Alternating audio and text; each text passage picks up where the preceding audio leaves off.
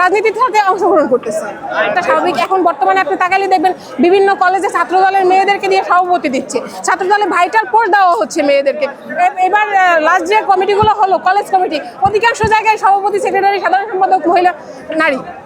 অবশ্যই শুধু নারী না, আমি পুরো ছাত্র সমাজের উদ্দেশ্যে একটাই মেসেজ দিতে চাচ্ছি, সেটা হচ্ছে আমরা যারা মনে করি যে রাজনীতিটা আসলে ভালো মানুষের জন্য না, ভদ্র মানুষের জন্য না, কিংবা মেধাবীরা রাজনীতি করবে না, তো তাদের জন্য আমার একটাই প্রশ্ন, একটা দেশের চালিকা শক্তিটা হচ্ছে রাজনীতি।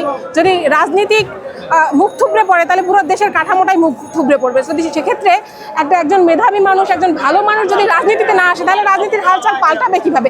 আমরা যে রাজনীতিক হাল এতদিন দেখে আসছি, সেই রাজনীতিক হালটা যদি আমরা চেঞ্জ করতে চাই, বাংলাদেশে যদি একটা গণতান্ত্রিক চর্চা করতে চাই, তাহলে অবশ্যই আমাদেরকে রাজনৈতিক স্ট্রাকচার চেঞ্জ করতে হবে। স্ট্রাকচারটা চেঞ্জ হবে কখন? যখন শিক্ষিত, ভদ্র এবং ভালো মানুষ রাজনীতিতে আসবে। আমরা বলি রাজনীতি আসলে সন্ত্রাসীরা করে বা খারাপ মানুষ করে, এটা আসলে একটা ন্যারেটিভ তৈরি হয়েছে। আমরা এই মেসেজটাই মানুষকে দিতে চাচ্ছি যে সুস্থ ধারার রাজনীতিক চর্চা, গণতান্ত্রিক চর্চা। তো সেক্ষেত্রে একজন শিক্ষিত, একজন ভদ্র মানুষ যখন রাজনীতিতে আসবে, অবশ্যই রাজনীতির ধারা চেঞ্জ হবে।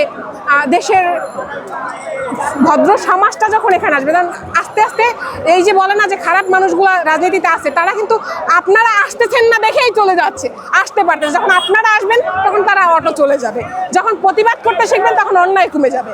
কোনো দল, কোনো রাষ্ট্রকে ঠিক রাখার জন্য পুরো দেশের মানুষের দায় থাকে। বাংলাদেশটা আপনার আমার সবার, তাই এটাকে ধরে রাখা, এটার সাময়িক পরিবেশটাকে বজায় রাখা, এটা পুরো বাংলাদেশের দায়িত্ব। দেখবেন